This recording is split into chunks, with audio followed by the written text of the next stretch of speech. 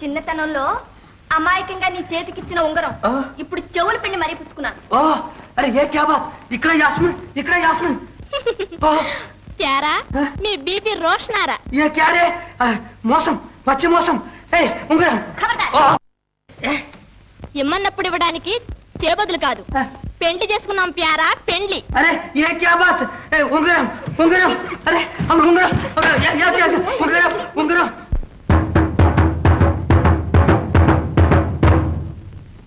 భాయ్యో, సుల్తాన్ కా హుకుం. ఈ దండోరా మూలంగా మీకందరకు తెలియపరిచేదేమిటంటే, ఈ రోజు మొదలు 21 రోజుల పాటు యువరాణి సాహెబా యాస్మిన్ బీగం వారు దౌలత్ స్నాన ఘట్టానికి జలక్రీడా వినోదం కోసం వేంచేస్తారు. వారు వేంచేసే రస్తాలో పూర్వాచార ప్రకారం అంగడి వ్యాపారం, మనుష్య సంచారం మొదలైనవన్నీ బంద్ కావలసిందే. హద్దు మీరి నడుచు వారికి విధించే దండన 20 కొరడా దెబ్బలు. ఇది ఖలీఫ్ సుల్తాన్ అలంపనా మహమ్మద్ అలీ వారి హుకుం. రోషనారా, ఆగమమ్మా. రోషనారా, రోషనారా, రోషనారా.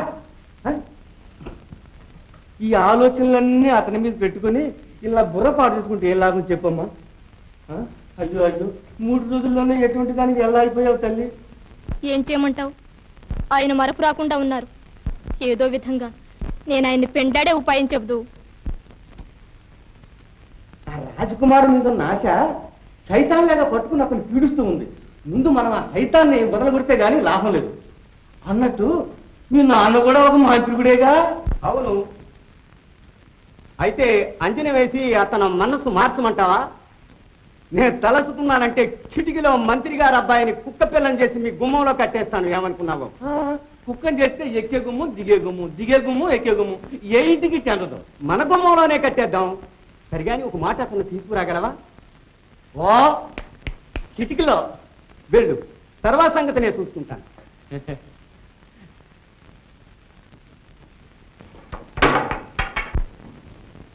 అమ్మా, డబ్బివమ్మా, త్వరగా బజార్కి వెళ్ళాలి. అమ్మా,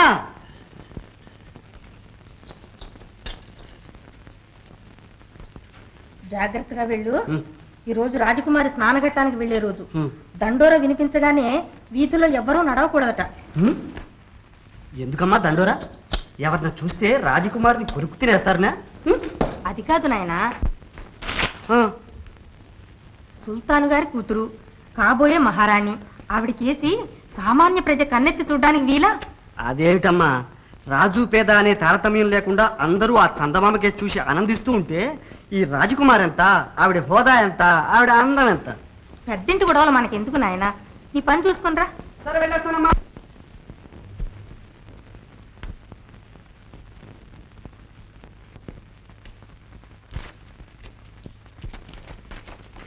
హుజూర్, ఏమిటి పరధ్యానం? ఎవరి వలనన్నా పరాహం, ఎవరి మీద కోపం? మీ వ్యవహారం మరీ ఘోరం. నవ్వుతున్నారా? నవ్వడం లేదురా, ఏడుస్తున్నారు. ఏడుస్తున్నారా? ఎందుకు? పెళ్లి చేసుకుందామని కోటలోకి రమ్మని తీసుకువెళ్ళారు. ఆడారు, పాడారు, ఉంగరం కాజేశారు. పెళ్లి లేదు, ఏమి లేదు, ఇంటికి పొమ్మన్నారు. నా పరువు ప్రతిష్ట అన్నీ పోయి.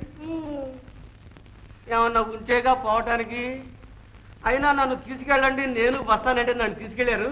నేను వస్తే మీకు ఈ పరాపం జరిగేదేనా? నువ్వు రాలేదు కనుక తిరిగి వచ్చాను. నువ్వు వస్తే ఎక్కడైనా పని మటవను, వీపు నునుపై. హుజూర్, నాకు తెలిసిన మంత్రగాడు ఒకడు ఉన్నాడు. మంత్రమే? ఆ మంత్రగాడు కాదు, వశీకరణ మంత్రం, వశీకరణ మంత్రం. వాడు మంత్రం వేశాడంటే నిమిషాల మీద లోకంలో ఉండే ఆడోళ్ళందరూ మీ పాదాల దగ్గర పానాసనం పడతారంటే నమ్మండి.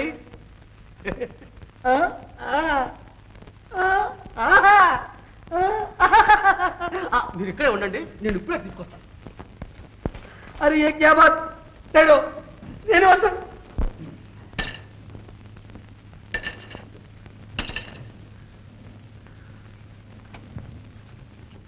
స్లాం భాయ్, స్లాం. కుతుస్ భాయ్, ఇంకా బతికే ఉన్నావా? అసలు ఇలా రావడమే మానేశావు? భాయ్, అప్పుడెప్పుడో ఇక్కడ తిన్న తిండి ఇప్పటికి ఇంకా అరగనేలేదు. మళ్ళీ ఇప్పుడు కకృతి పడేలా వచ్చా. తింటే ఏం చేస్తుందో అని భయంగా ఉంది. ఏం భయం లేదు, ఈ మాట చక్కగా వంట పడుతుందిలే. ఈ మధ్య యుద్ధ వీరులంతా ఇక్కడే తయారీ తిండి కూడా తింటున్నారు. వారెవ్వా, శత్రువుల చేత దెబ్బలు తిని చావటానికన్నా తమలాంటి స్నేహితుని చేతి అన్నం తిని చావటం మేలనుకున్నారేమో. సరే వెళ్ళి భోంచేయి. పిల్లికి కూడా బెచ్చం పెట్టని వాడు పడుచు పిల్ల కాలి గజ్జగట్టి గల్లు మనిపిస్తే చాలు ఒళ్ళు మరిచిపోయి కనకవర్షం కురిపిస్తాడు. మీ పాట వల్లే నాకింత లాభం వచ్చింది. వా వా, బాలే బాలే, ఇంకా వస్తుంది. ఇలాంటి ఆటపాటల వల్లే డబ్బు గుంజకపోతే ఇంకేదైనా చేసి డబ్బు సంపాదించలేరు. అలాదీన్, మన పాట ఎలా ఉందంటావు? నీ మోహంలాగా ఉంది. యవ్వనం ఒకటే కవ్వించేది. రే, నువ్వు విదేశాలకు వెళ్ళి నేర్చుకొచ్చింది ఇదిరా? భయ్, నేను ఇది రాయలేదు. ఏదో ఈవిడ కాదుకూడదని మొహమాట పెడితే విధి లేక 4 డబ్బుల కోసం రాయాల్సి వచ్చింది. మంచి పనే చేశావు గాని అన్యాయంగా సంపాదించిన డబ్బు అజీర్తి చేస్తుంది. విజయ్, ఇవ్వను. ఇతని బయట గంటట్రా. నువ్వు గంటలే